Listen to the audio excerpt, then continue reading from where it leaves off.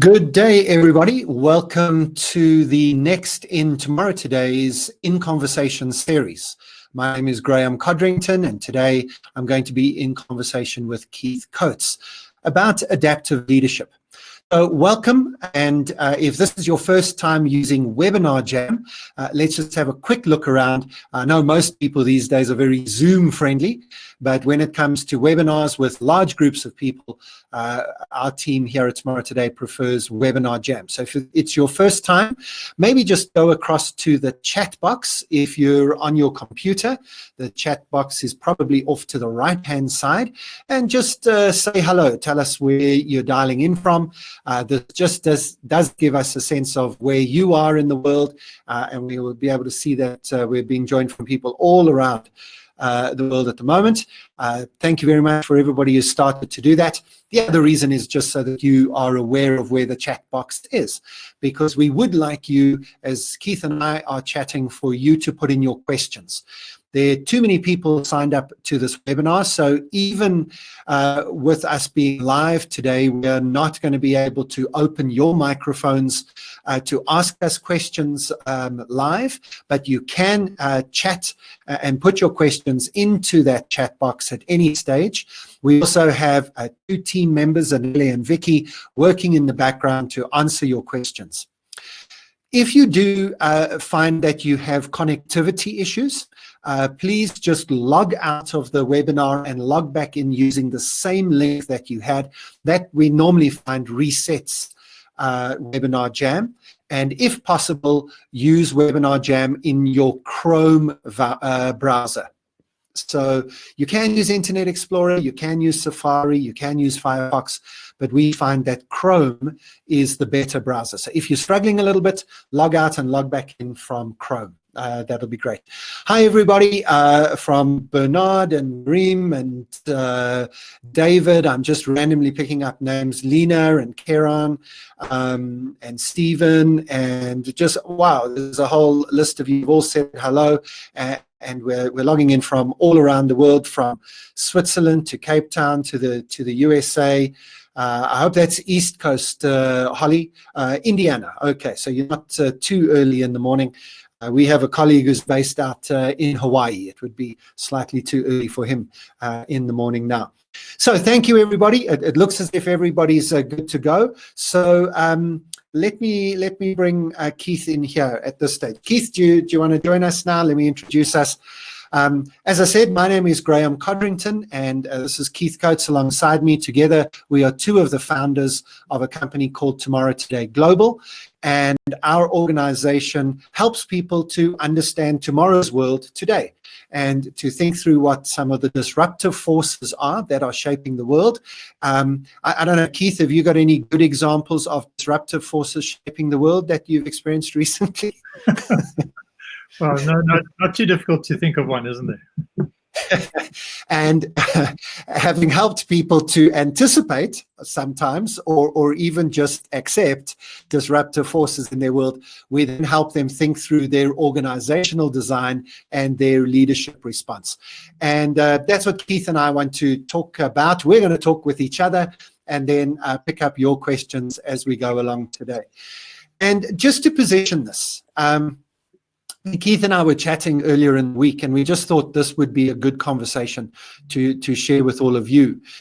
We are a little bit nervous for some of our clients and some of the leaders that we know, that obviously for the last few weeks, everybody's been in crisis mode, and that's been absolutely exactly the right thing to do. When you are hit with a major disruptive event, you do have to go into some kind of quick response mode. You've got to deal with the immediate issues. You've got to deal with what's the problems and issues that are right in front of you.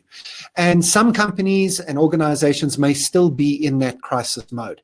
And that's fair enough. We can't really help you. We're not crisis leadership experts. However, we are nervous that people will make one of two mistakes. The one is that they will get used to the crisis response and get used to feeling that this new crisis management mindset is the new reality, and they'll forget to come out of it a little bit later. even worse, we think, even more dangerous and damaging, would be that people try and simply go back to normal after all of this is over. And here's the issue. We've been talking for many, many years. This has been the basis of our work with our clients for nearly 15 years. We've been trying to get people to understand that you can't simply build leadership capabilities that help people to be, let's use all those buzzwords, agile, resilient, innovative, adaptable. You can't build that in the moment. That takes time. You've got to build that capacity over a period of time. You can't build it while you're in a crisis. You have to prepare in advance for a crisis. And that's what we keep trying to help our clients to do, to become adaptable so that you don't predict the future. You are ready for whatever happens in the future. And so we're looking now at our clients who are asking us to help them to become more adaptable, to help them to respond to this crisis. And we're trying to be kind, we're trying to be nice, but our answer is the best time to build an adaptable, resilient, agile team is 2 years ago. The best time to develop the leadership capabilities that you need now is 2 years ago. The second best time is today. Unfortunately, though, you've missed the best time. And Keith, let me hand over to you. I mean, that's been what it is in my mind, that we've got a problem now that the actual skills people need, which is the skills of adaptive engagement, they don't have at the moment. Maybe can you just help us understand a little bit more what an adaptive team looks like, or an adaptive leader looks like? What is an adaptive challenge? This is a phrase I know that you use. That, I think, will help people understand what we're seeing. Graeme, I think just to preface that, I've just penned an article around the cost of our inattentiveness. And this isn't a new message. We've been saying that there's a need for adaptability, as you said, for a long, long time. And I think the cost of our inattentiveness, I think we often thought we could do little bits and pieces of it and still keep a lot of the basics of our DNA as our company together. And we are being found out now. We are being found out in all kinds of ways. What is an adaptive team? Sorry, just give us an example of what you mean by being found out. I think that we're discovering that decision-making is relatively easy in the organization when we can walk from one room to another, or just collate information or collaborate. And now that we are in a completely different environment, that getting the right people to make the decisions, get all the information, because we've traditionally pushed the decision-making to the top. So information has flowed to where authority sits. In an adaptive organization, it's exactly the opposite direction. Information, decision rights flow to where the information sits. So people who have access to the information have the ability to make whatever decision needs to be made, instead of pushing it up the pipeline. Because very often, by the time it gets pushed up, it gets diluted, it gets distilled, there's too much of a time lapse, and again, bad decisions are made out of time. So organizations that relied on information going to authority or flowing to authority are finding in our current environment that's very difficult. You know, how do we get all the information? And that would just be one obvious example. For me, I had a classic example of this just this past week. Was talking to a client who wants us to run a workshop on managing virtual teams. We've worked as a virtual team for 18 years, and it's one of the programs that we put out, and obviously quite in demand at the moment. And so I put forward a suggestion to them that we actually send out some videos in advance for people to watch. And then only later, once they've watched the videos, we have a live session. And one of the first video in our series is about changing your mindset, that the most important part of managing a virtual team has got nothing to do with the technology, the setup. It's got to do with you realizing you can't supervise your team anymore. You're not in the room, exactly what you're saying, Keith. You're not in the room anymore. You can't just walk down and see if everybody's at their desk and it looks at least as if they're working hard. And so I said to this manager, you've got to just send these videos out. And she said, well, I'm not sure my team will watch them. And I said, well, don't you trust your team to watch them? And she said, it's not that I don't trust them, but it is that I don't trust them. And I just thought, how am I even going to run a managing virtual teams session with a team whose boss doesn't realize how much she is incapable of managing a virtual team? I'm going to have to try and get her to see she is way more of a micromanager than she thought she was. So I think this is what you mean, Keith, right? That people have a sense in themselves that their management leadership style, their team structures were working, but they were only working because the system was contained. And now we're in an adaptive environment and they're being shown up. And Graeme, the opportunity that we've got, we talked earlier about a question that I think the sooner we position it now, the more valuable it will be. And the question is this: when we emerge from this lockdown, when we emerge from post-COVID-19, what will you regret not doing? What is the opportunity that you might have missed? And I remember Meg Wheatley always saying that thinking is the place where all intelligent action starts. And this is such a great opportunity for leaders who have been forced to step back, to think, to look at their organization, to start to, in the harsh light of what we're dealing with today, start to get a handle on what isn't working and what is working. Why have our people not been responsive, or why have they been responsive? And I think the build that we're going to have to do, building back better, is far more severe than we're anticipating. I think we're going to have to build entirely different organizations, and with that, different leadership mindsets. You and I have both done the silence class, and for me, that is such a good example of why we are saying what we're doing. Do you want to share some of your experiences with the silence class? Because I think in teaching about adaptive leadership, the experience of the silence class gave us an indication that we weren't ready for what really was going to come next. So, and in fact, this silence class is a wonderful illustration of what we're talking about. So I'm just thinking, Keith, maybe it will be useful. You and I are familiar with what we're trying to achieve in the silence class. It sounds like we've teed this up, so we're teasing people to stay with us. We'll come back to the silence class in a second, I promise. But Keith, just before we do, the silence class is an adaptive challenge. It helps people to understand what to do when you don't know what to do. Maybe won't you just set us up to explain what an adaptive challenge is, or what an adaptive situation is, maybe compared to a technical solution? Because that's where we find ourselves, right? We're in this adaptive environment. Yeah, an easy way to understand what an adaptive challenge is to compare it to a technical challenge. So in a technical challenge, you know exactly what the problem is. It can often be discovered by analysis, by engagement, but you know what the problem is. And there is a solution. And the solution is sitting on the shelf somewhere. And this is where experience becomes very valuable, because the more experience you've got, the more solutions you have sitting on the shelf. And so the role of the leader or the authority figure in this scenario is to find the right solution, apply it to the problem, and tell the people what to do to get it fixed. And that's an adaptive challenge. Now, adaptive challenges can, a technical rather. Sorry, that's a technique. Yeah. That's a technical challenge. Technical, and that's what we've been. Sorry, the technical challenge, that's the environment we have often worked in the last 10, 15 years, because it's been very difficult for us to convince our clients that we live in an adaptive world.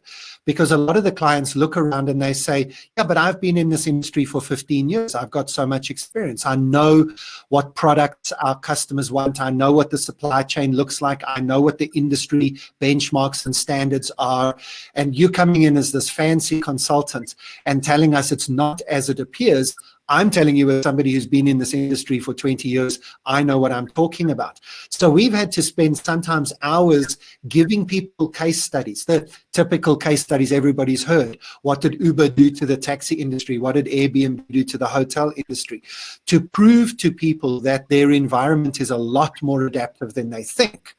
Now, of course, everybody recognizes we're in adaptive challenge. What the adaptive environment, I interrupted you, the adaptive space is where you don't know what's going on, and it's not even that you don't know what the answer is, you might not even know what the real problem is. Exactly. So you just know that it's not working as well. The example I give, Graeme, is that the whole thing around the new workforce, when a generation that was very different to the generation that had set the rules of play and progress arrived at work, those rules did not work. And McKinsey's labeled it the talent war, and that then became a big industry all in and of itself. And how do you attract, how do you engage, and how do you retain talent? Huge industry. And I don't think the fundamental problem of what was going on was fully understood or diagnosed properly. And so what we tended to do is we took what we had previously called leadership development programs, we scrubbed out the word leadership and replaced it with talent.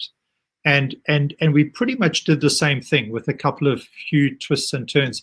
And because we didn't understand the actual problem of a generation with a different mindset, with different values, with different behaviors, with different wanting to be measured in different ways, and et cetera, we just kind of applied an old type of thinking and an old solution to a new problem. And generally, in my experience, the return on investment and talent retention has not met the income or the investment thrown at it.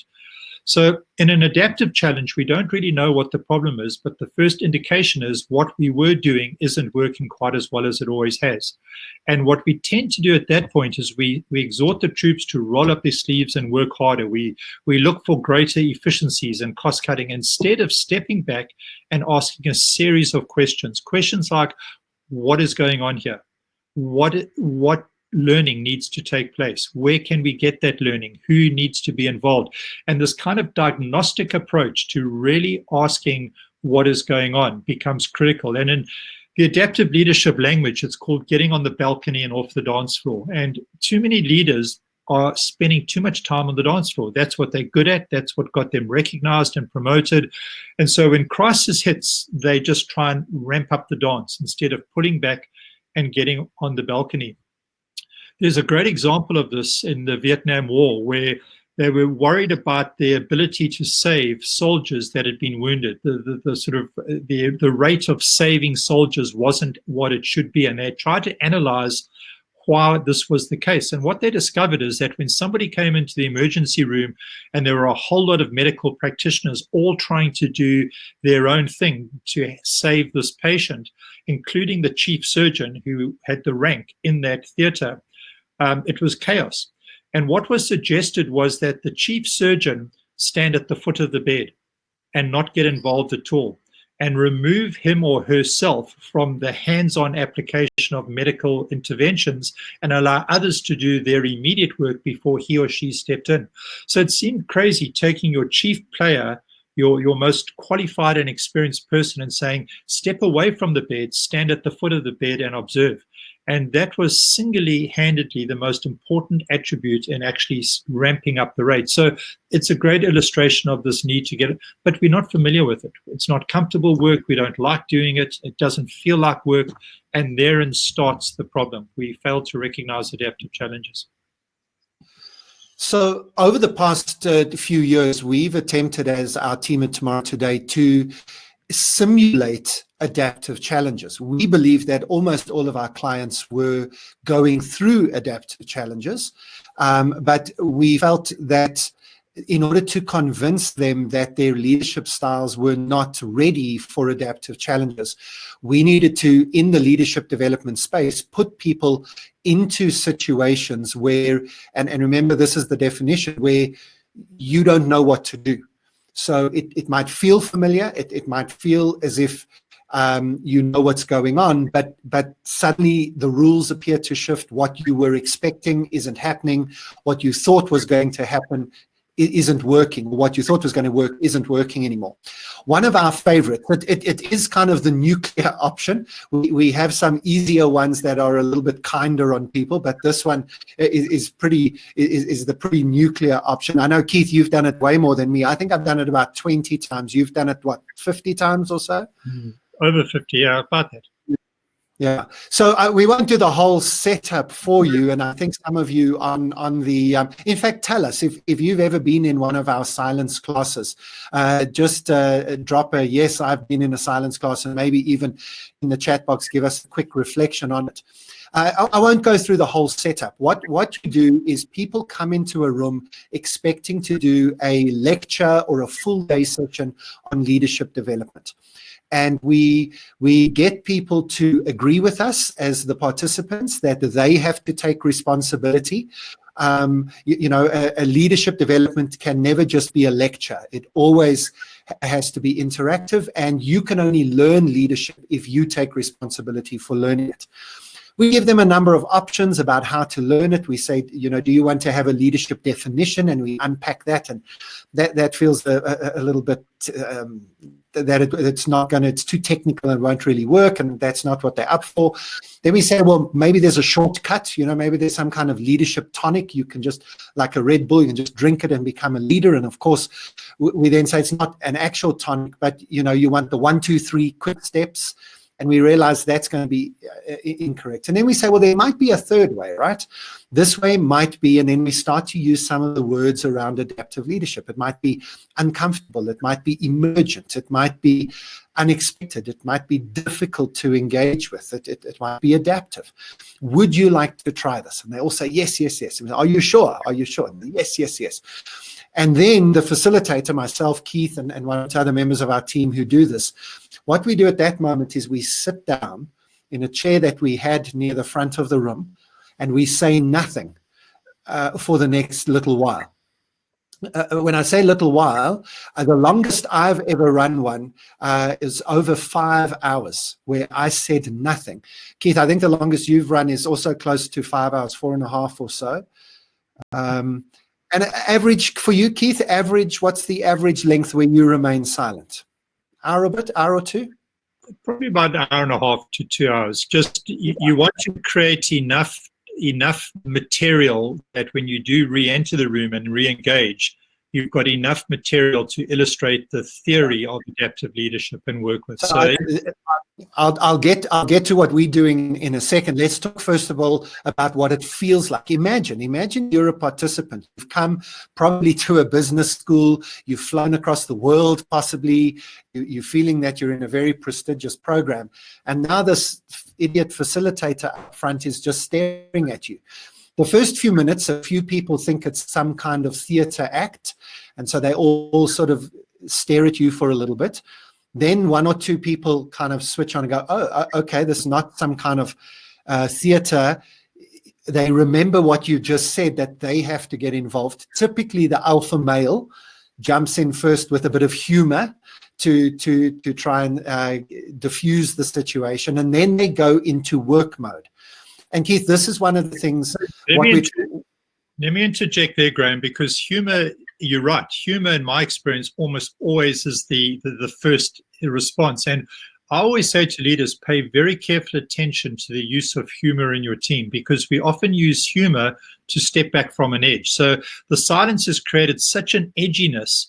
We break the tension through humor. Now, there are times when that can be a real gift to your team and very appropriate, but equally so, there are other times when humor is used in your team to stop your team doing the work that they need to do. So watch out and pay attention to humor. But you're right, humor always starts it. And Keith, this will lead straight into the second thing, which is a big issue that you have to diagnose in adaptive challenges, is they head straight into work. Probably 90% of the silence classes I've run, somebody will make a suggestion to say, Graeme has asked us to participate in the development of a new model of leadership. Let's break into small groups, have conversations. Let's see if he's got any slides on leadership. They come to my computer, see what my next slides are, but they get into busy work, right, Keith? I mean, I think that's probably been your big experience as to what most people do. So in the adaptive leadership model, that response is called work avoidance. We do other work that's important, but not work at hand. So remember, in the room, we're there to learn collectively what it's going to take to lead. And so very often in a leadership program, someone will stand up and say, well, if Keith or Graham's, not speaking, let's use this time productively. We've got assignments we're all responsible for in our cohorts. Why don't we break up into our assignment groups and get work done? And that is important work, but it's not the work that is required in that moment. And so work avoidance probably becomes the most typical default in a business or an organization to an adaptive challenge. We don't do the work at hand because it's too difficult, it's too uncomfortable, it causes too much disequilibrium, and so we busy ourselves with other work. And in the silence class, that is invariably what happens. And also the pieces, Graeme, I'm sure you've found that the majority of people, as you say, they want to be active. The silence just freaks people out, the inactivity. And so that's what we mean by the dance floor. It's easier to be on the dance floor and be doing work and be speaking. And there are always some in the group who go to the balcony, and their stance from the balcony is to be asking questions like, what is going on here? Why is Graeme keeping quiet? What is the purpose? And they are the people that normally immediately connect with how the class was set up and start connecting those dots and start becoming observers to this frenetic activity that's happening on the dance floor in the room. And therein sits a very powerful lesson when you step back in and you start to layer the theory and illustrate balcony dance floor. It's interesting that we've got organizations where most people are more comfortable, including leaders, of being on the dance floor, and this is a problem. And typically, those people don't contribute initially because they are in that mode of observing. They're trying to work out what the patterns are, and they don't get sucked into the busy work that's going on in the room. So again, these flow in all sorts of different ways. What then happens is they've done something and they finish whatever they've done. Let's say they decided to come up with a definition of leadership, and they break into small groups, they come up with the definition, half an hour passes, they come back, they present their definitions, then they look at Keith and myself for validation. And I don't know about you, Keith, this is the hardest part of the silence class for me, because we're sitting at the front. We're not a stone wall. We're trying to show people we're engaged, we're part of this process, we're just not saying anything, but we need to visually not give any clues. Nothing positive, nothing negative, no encouragement, no discouragement. We're just simply saying, keep going, keep going.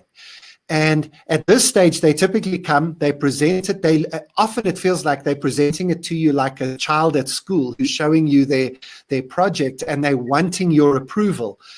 And it's kind of the part I both love and hate, because I know I'm about to disappoint them immensely. Because it's not even that I give them approval or disapproval. You literally give them nothing. And you can just see half the room crumbling in front of your eyes because they are not used to not getting feedback. And this is when you really start messing with the system, because they collapse. They've now tried something. It clearly hasn't worked, and they don't know what to do next. So the whole thing collapses, and then new voices emerge. And what Keith and I are trying to do typically is we allow that process to happen 3 times. So you allow them to integrate, try something, disintegrate, and then integrate again, try something, disintegrate, integrate again, and try something. And at the point they get to that 3rd integration, this is almost when despair is setting in amongst some of the participants. At that point, you stop the silence class. And Keith, what do you do then? So what's the purpose of this adaptive simulation? So one of the things about adaptive leadership, Graeme, is it's about mobilizing people through their toughest challenge. And when you see these various cycles emerge, it's interesting that when the first person to stand up and take the initiative and is given leadership, either asks for it or demands it, it's always interesting. Very seldom in my experience have I seen that leadership consistently carry all the way through. When it disintegrates and there's a second cycle to the process, an entirely different voice and leader emerges. And that's always interesting. And so you start to discover that leading people and taking people through their toughest challenge is incredibly difficult. And this is where I think we're going to need to rethink a lot of how we go about the role of authority within our organizations if we want to be adaptive. You see, we've normally just pushed up the tougher decisions up the pipeline. And it's for those at the top, their pay grade, they've got to make the big calls, and that's why they get the big bucks. And we don't have an adaptive organization at all, because we wait to be told what to do. And I think one of my biggest concerns when I've done the silence class is often the passivity in the room. When you, as the facilitator, who by default is the leader in the room, chooses, and I've heard words like abdicate or freeze or not do anything, the passivity, the inability of people to organize, to understand, to diagnose what's going on, and then to bring coherency illustrates how poorly our organizations are prepared for adaptive challenges. COVID-19 has been an adaptive challenge. And I think what we're starting to understand is how poorly we are positioned to actually deal with adaptive challenges, because maybe the main decision maker has been ill or has been taken out of play, as it were, in terms of making decisions, or information hasn't flowed, or people don't feel empowered, or they're waiting to be told what to do. All of this stuff. And I think we're going to have to rebuild organizations in a fundamentally different way in order to cope, as we said, with what is going to be the next big crisis. We've been found out, just like businesses have always gone through cycles, the Industrial Revolution, and then the dot-com. We've built organizations. So one of the key things about adaptive leadership is understanding, ironically, that your structure becomes your strategy. Now, you might need to think a bit about that. Your structure becomes your strategy. In other words, your strategy isn't some clever tactical awareness or game plan. Your structure becomes your strategy. And in the adaptive mindset, what that means is that you have the kind of organizational structure that can change shape, that can shift the shape continually. And this, again, is much easier said than done. Absolutely. So, I mean, we've used the silence class and maybe even talked about it more than we anticipated, because what we're trying to do with that silence class is simulate an adaptive challenge so that it takes it out of the theoretical. When we talk about adaptive leadership, we don't want people to just think about it theoretically. We want people to experience it. And people are often surprised at their own response. People who get angry, who didn't think of themselves as angry people, but they get angry in the silence class. But now, Keith, we're not in a simulation, right? We're in a COVID-19 disruptive moment, and people are experiencing adaptive challenges in their personal lives and in their businesses in real time. Ideally, you would have wanted to start developing adaptive leadership 2 years ago. And that's what the silence class, amongst other adaptive challenges, is for, to show people what it looks like for you and your team to be in a space where you don't know what to do and the rules have changed and your experience counts for nothing, and prepare yourself then for the real world when that's happening.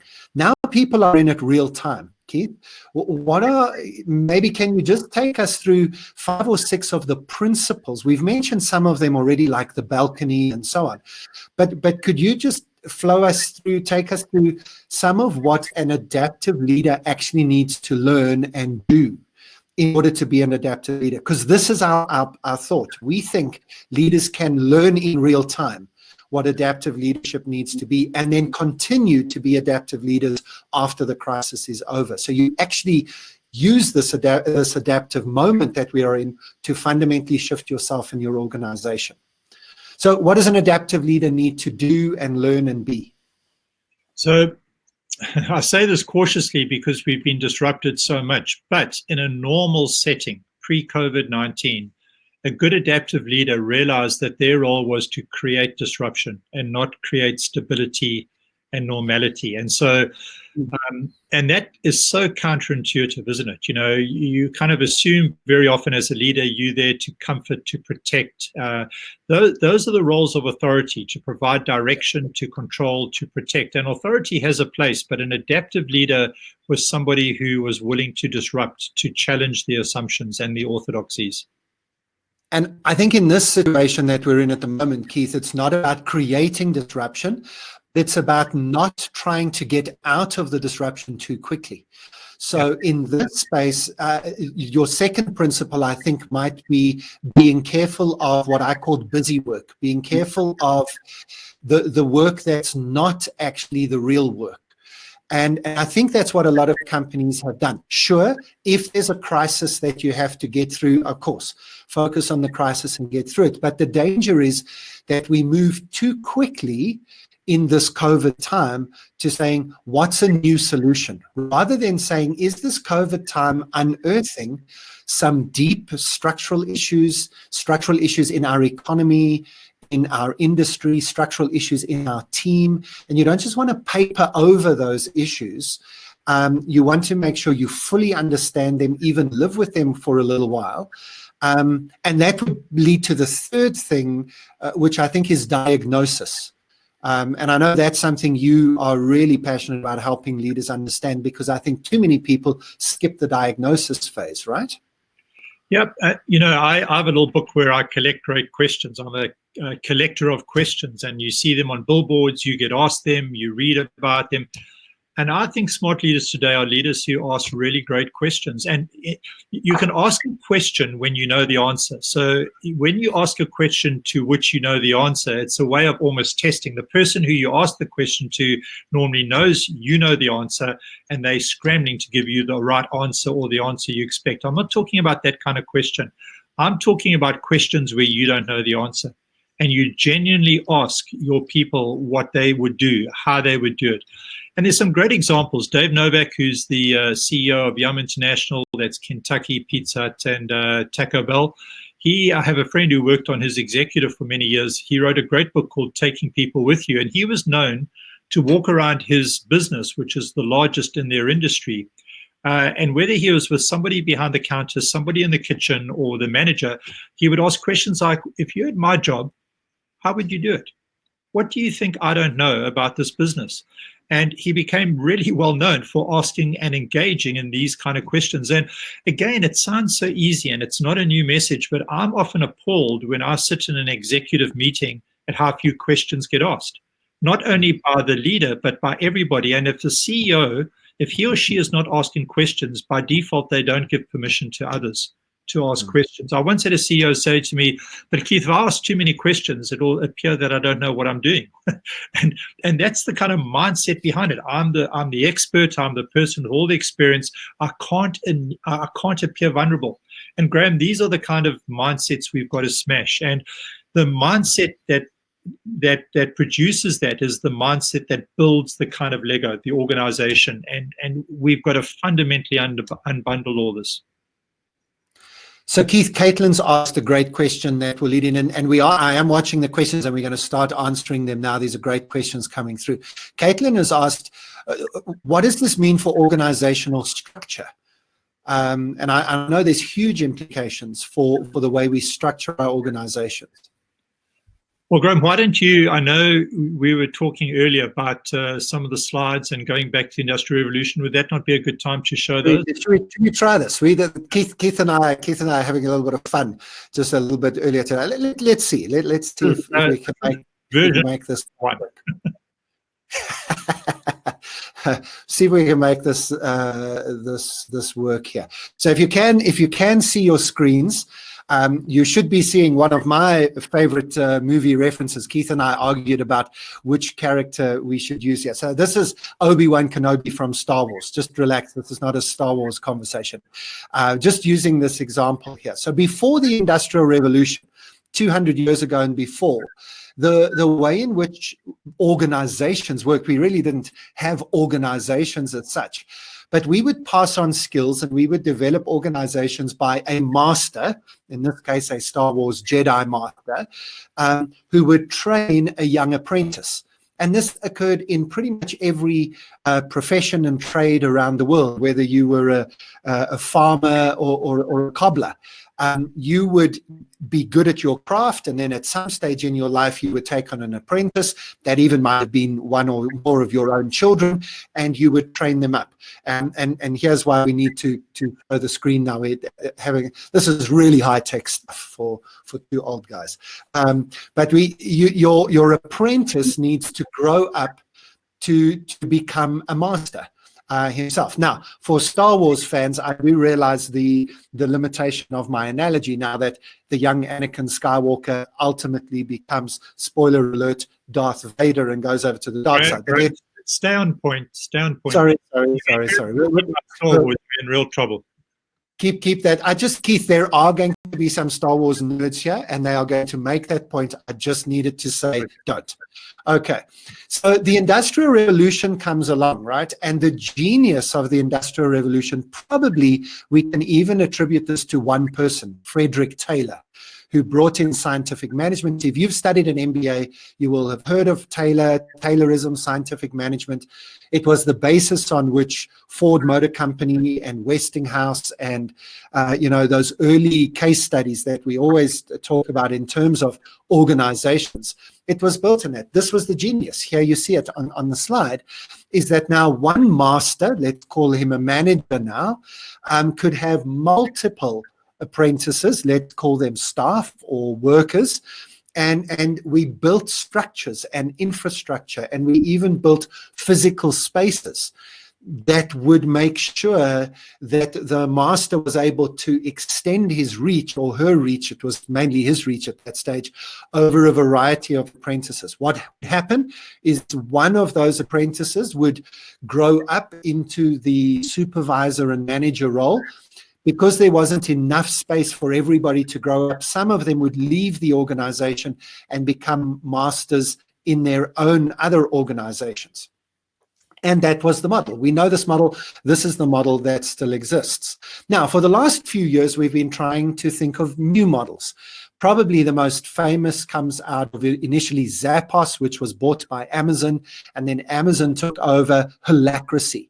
That was the idea of flattening hierarchies, moving away from those sort of more pyramid type views into circles. But let's be honest, those of you who have tried lean scrums and agile groups and holacracy circles, there's still a boss, right? Let's be honest. There's still a leader. There's still the person in charge. So as in my circle here, there are still apprentices and the master. And some people did a reasonably good job of reducing the authority and power of the master, but we still knew who the boss was and who we were looking to.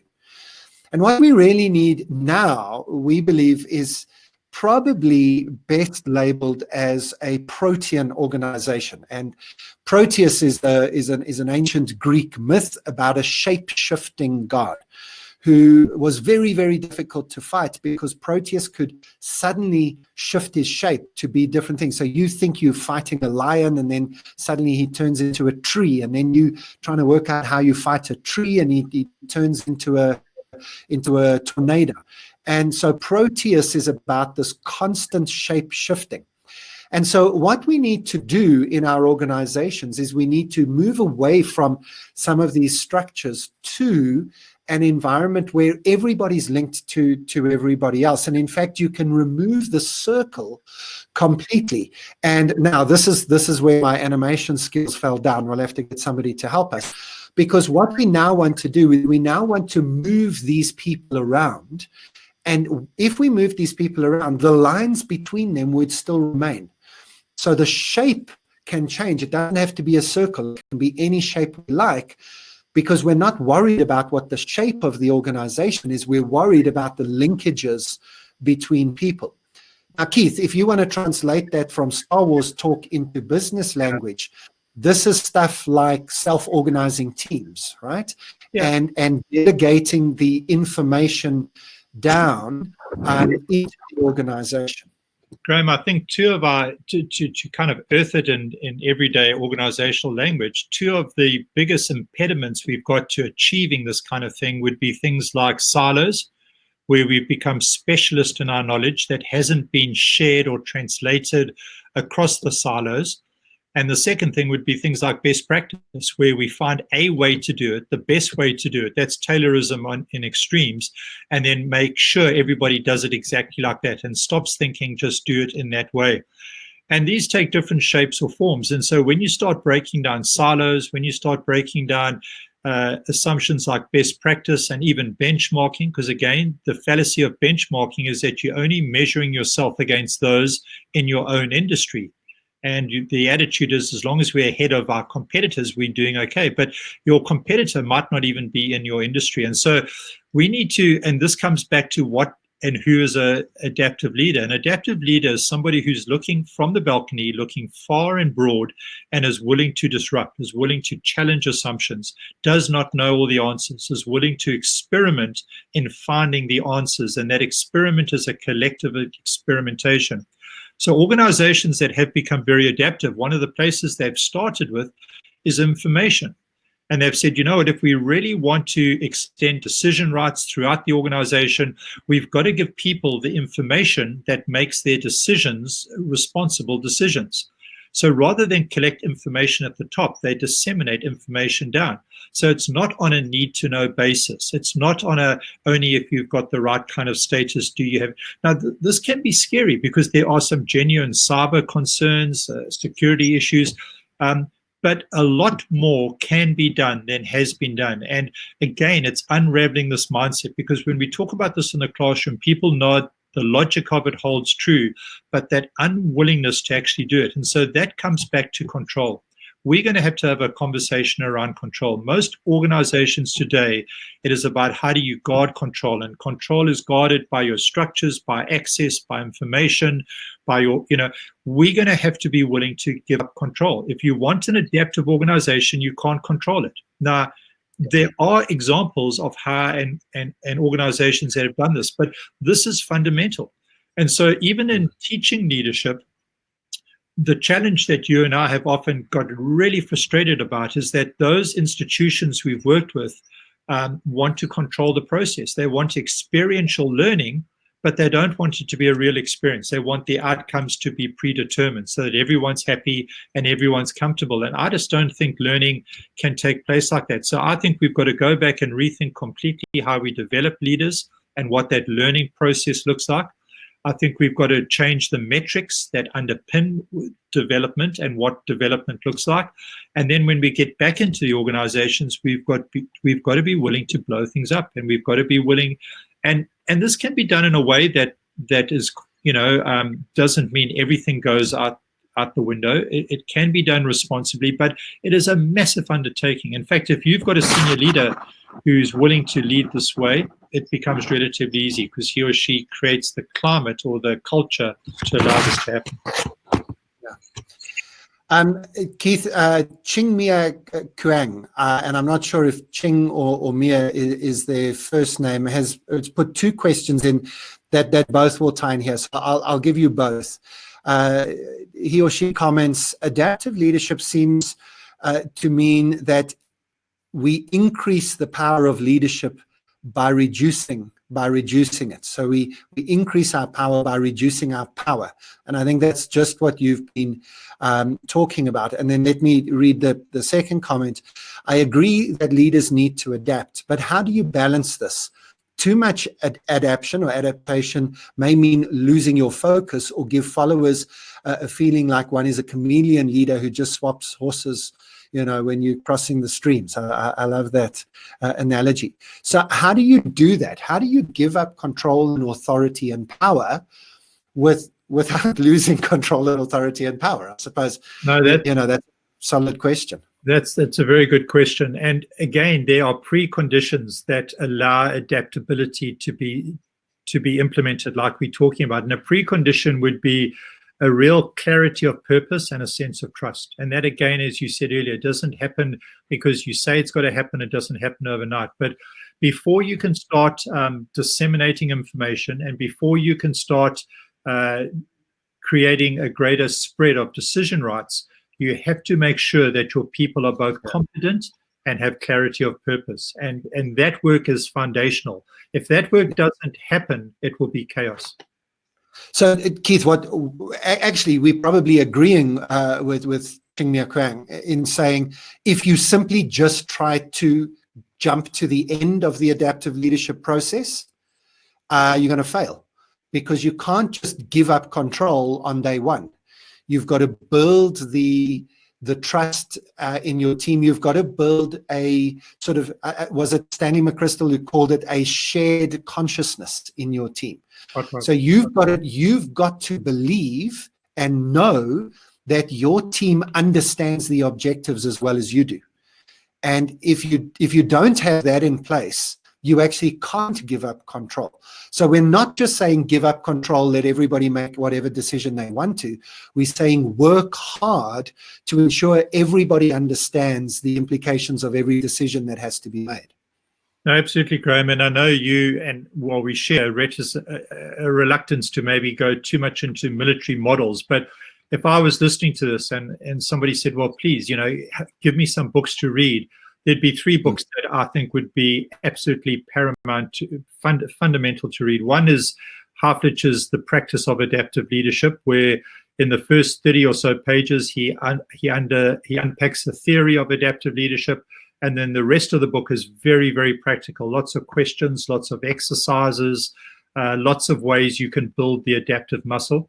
The other 2 books come both out of the military context. The one is Dave Marque's book, Turn the Ship Around. He was a nuclear submarine commander, and he vowed never to give another order other than to launch a missile on a nuclear submarine. And the second book, or the third book, but the second military one is Team of Teams, Stanley McChrystal. McChrystal was tasked with leading the special forces in the Afghanistan war. So again, if you can get past the military context, but I think both do a good job not to glorify the military side of it, but in a very real scenario where lives were at stake, both these leaders, Dave Marque and McChrystal, gave away control and opened up information. And if they can do it in that context, where you associate the military with command and control, then it is relatively easy to do it within a business. And so both of those books are very, very good reads in order to explore and understand how this plays out. Absolutely. So Keith, Claire, who is at the moment my favorite participant on this webinar, because she said that it was really good that I made a Star Wars effort. So at least somebody appreciated that. So thanks, Claire.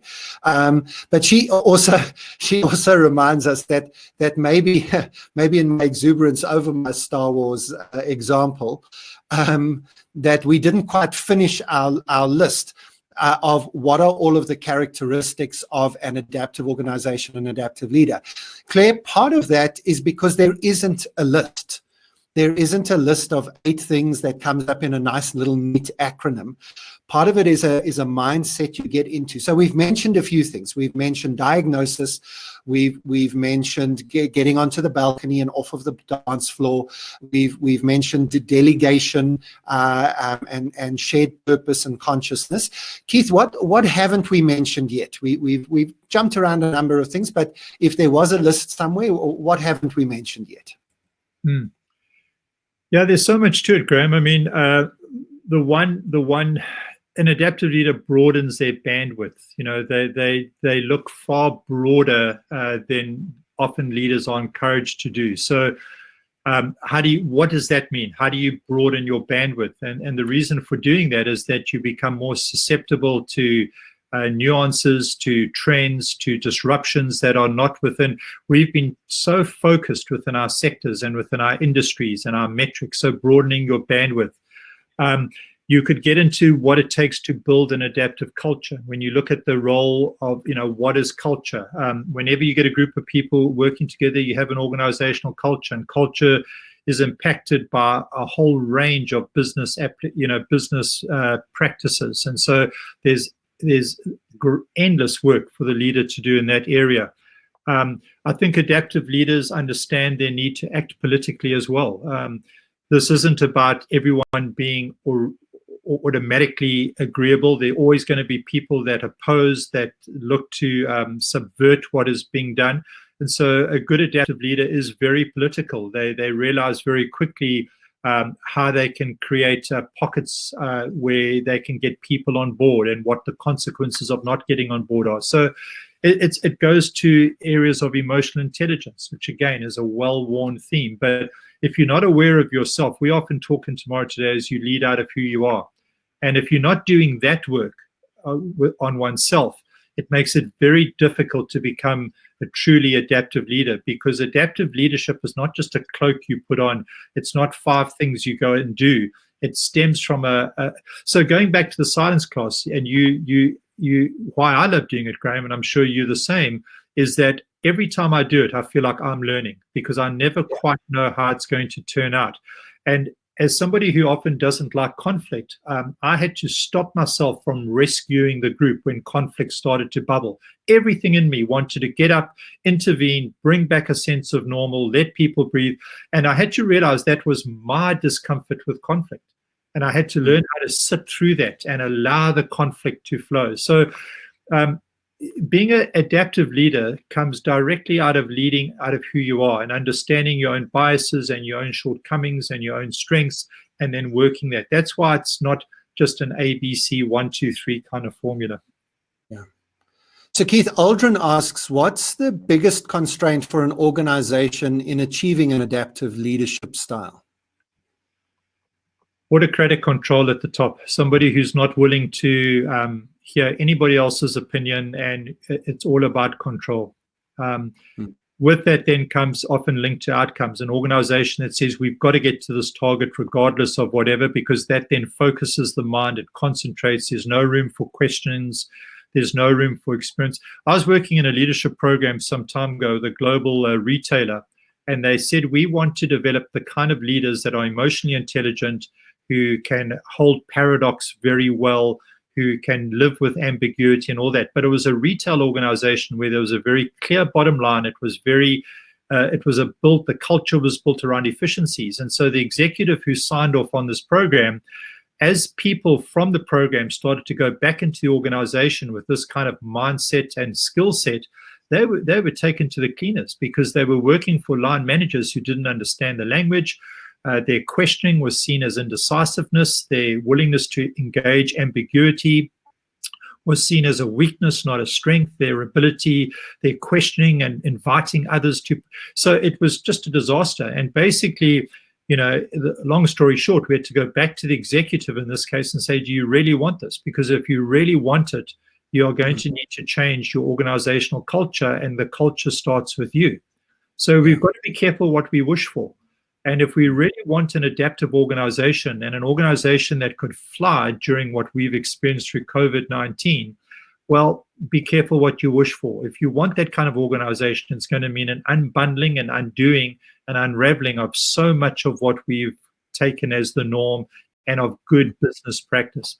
Good business management, Dan Pink makes this point. Management isn't it's a television, not a tree. It's not natural. Televisions need to be replaced. They break, they get outdated. Management tools are inventions. They get outdated. They have a sell-by date. And I think what COVID-19 has done, it's made us realize that a lot of how we've built the organizations that we have, the practices underpinning that have now reached a sell-by date.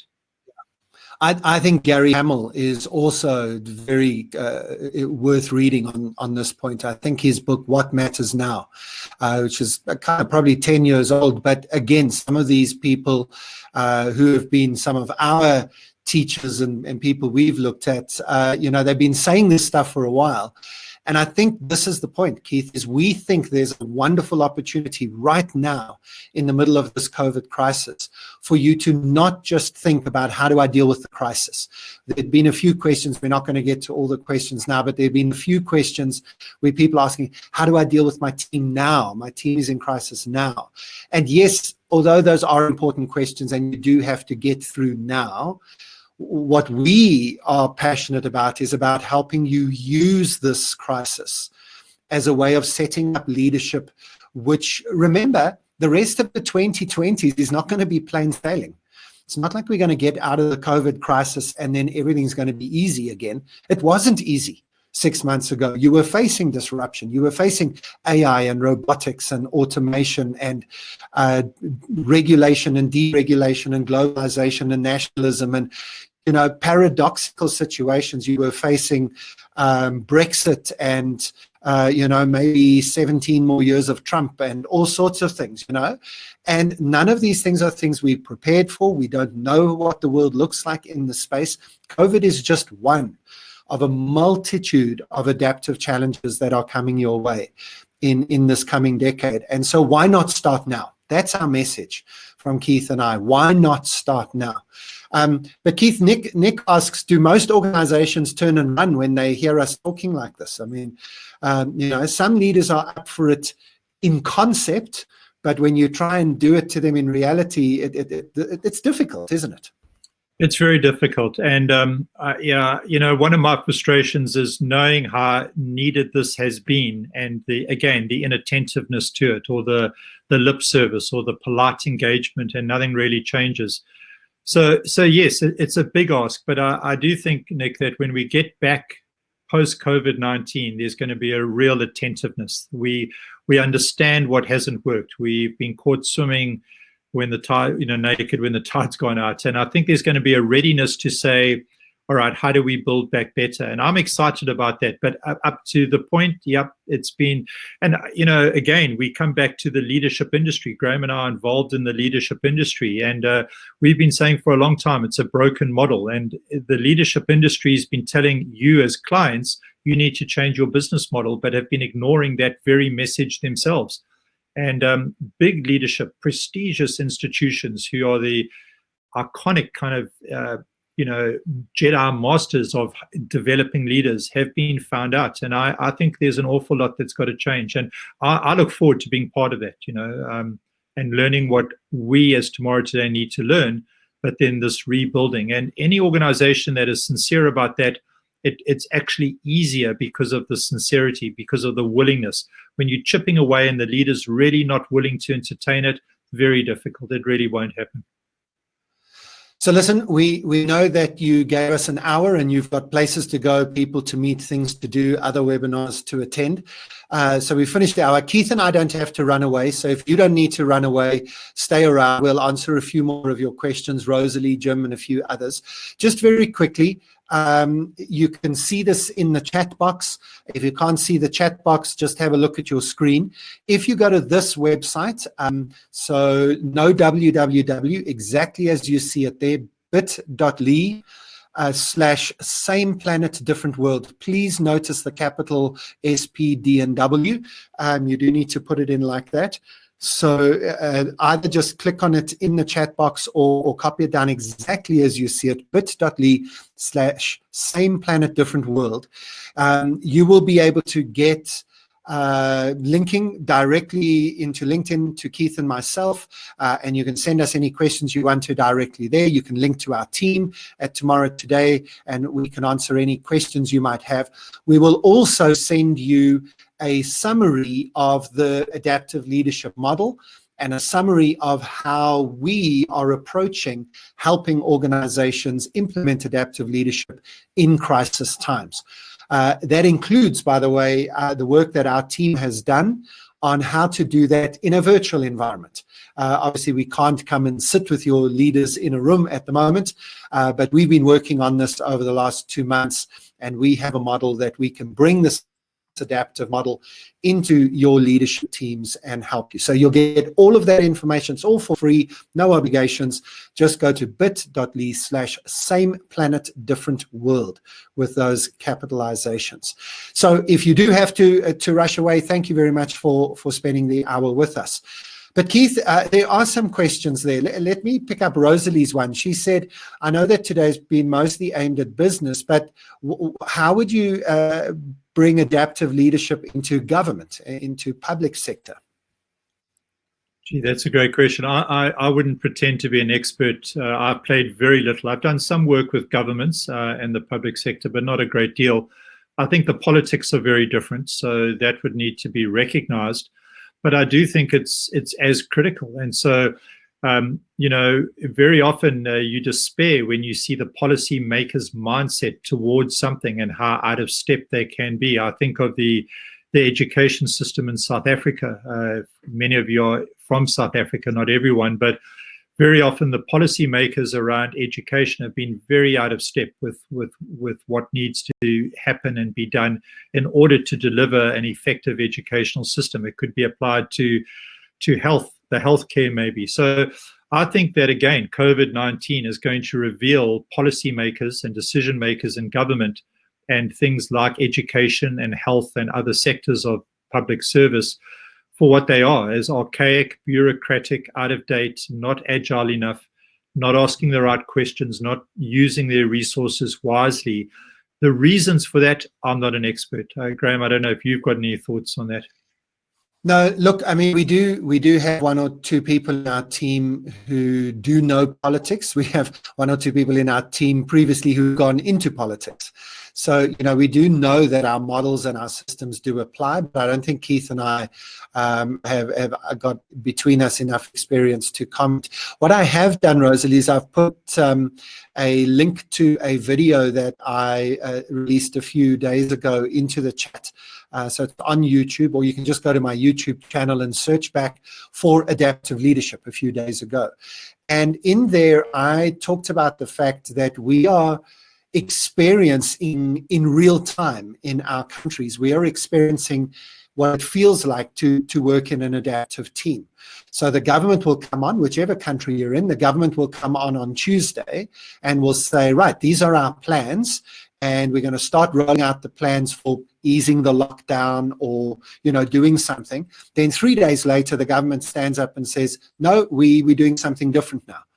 And everybody's, just losing it and saying, well, what's up with this government? Why can't they make up their minds? And obviously there's a stress reaction that's coming out and people are letting their frustrations out. But on the other hand, isn't that actually a sign of good governance?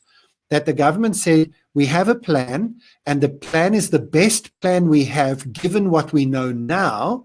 But if we learn something new, if we discover new information, if our diagnosis process, let's use adaptive language, if our diagnosis process, if our standing on the balcony moments produce new insights, we're going to change our minds.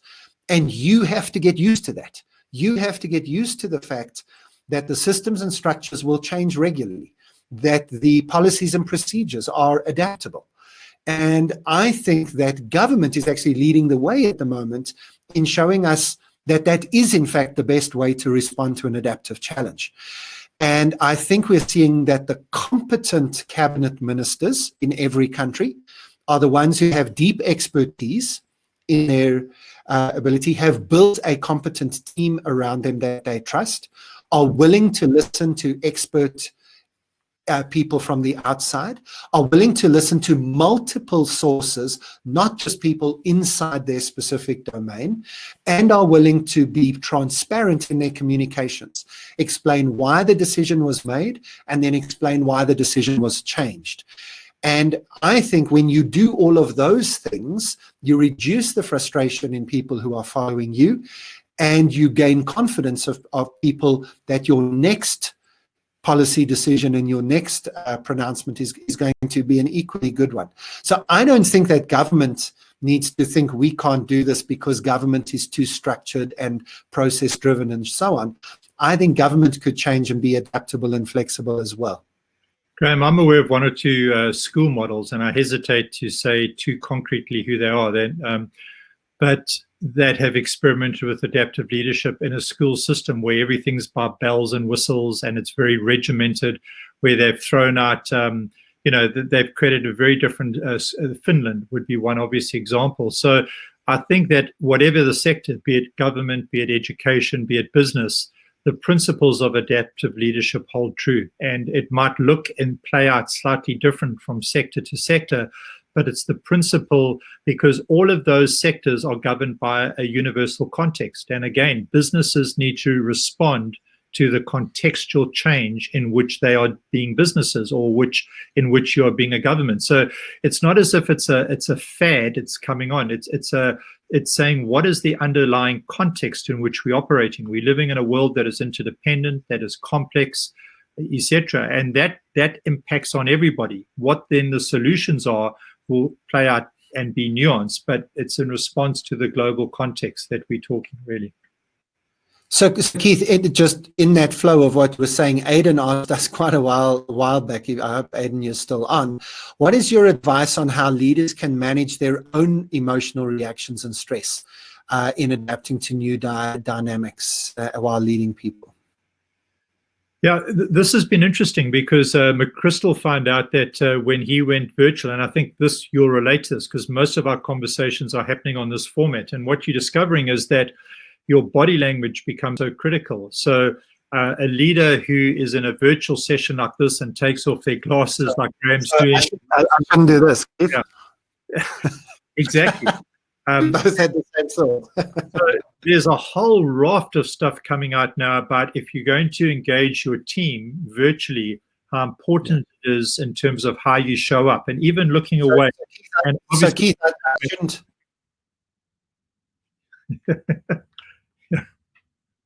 So, talking off camera and that. Now, you can imagine if somebody who's fairly junior in your organization is giving a report and sharing is a bit nervous about it, and you as the CEO are obviously distracted or not what McChrystal calls having rapt attention. And this is what makes this format so exhausting.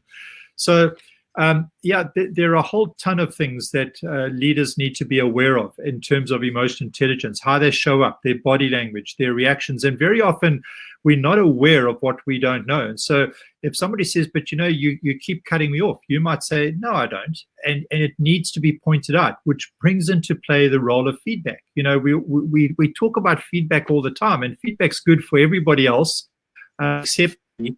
And it's good if it's good. If it's bad, I don't want to hear it. How many senior leaders do you know that don't really get feedback? Everybody knows their shortcomings, knows their habits that get in the way of good communication or honest or authentic communication, but no one can ever share that with the leader because they're not allowing themselves. So it's not stuff we don't know. You build emotional intelligence by creating strong feedback loops and having people around you who you might not always agree with, but you trust. And when they say, look, you did this, you need to listen.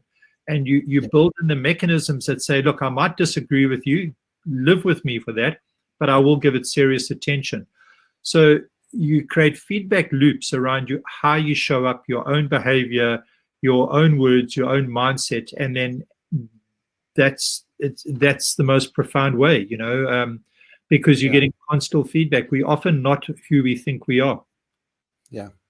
So, Keith, I'm going to give you 30 seconds to think about the question while I just say something else, and then we're going to use this to close. Jim asked a question. What advice do you have for how to start the journey towards an adaptive culture while you're still obviously in a time of crisis, building confidence and competence and trust and so on? So for people who've listened to us today and said, okay, I buy this, what would be the starting points? Now, I'm giving you a few seconds to think about that. It'll be the final word from us by saying this. I'm going to do this live and publicly. Zanele, I'm messed with you in a public meeting.